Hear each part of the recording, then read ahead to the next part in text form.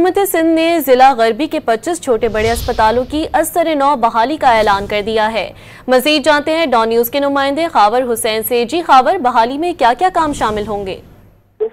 जी, हुकूमत सिंध ने जिला गरबी की 25 छोटी बड़ी अस्पतालों की असर-ए-नौ बहाली का ऐलान किया है। महकमा सेहत ने मंजूरी दे दी है और तिब्बी आलात और फर्नीचर की खरीदारी की भी मंजूरी दे दी गई है। 50 बिस्तरों पर मुश्तमिल मंसूर नगर टाउन अस्पताल औरंगी टाउन, 36 बिस्तरों पर मुश्तमिल सरजानी टाउन अस्पताल की असर-ए-नौ बहाली होगी।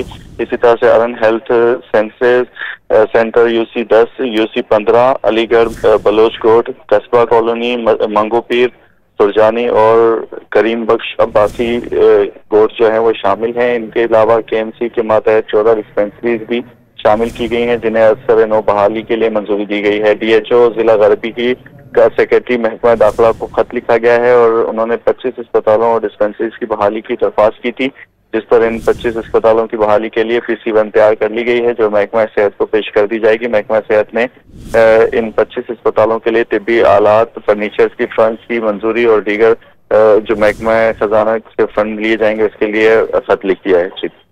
खावर, तफसीलात आपने फराहम की, शुक्रिया।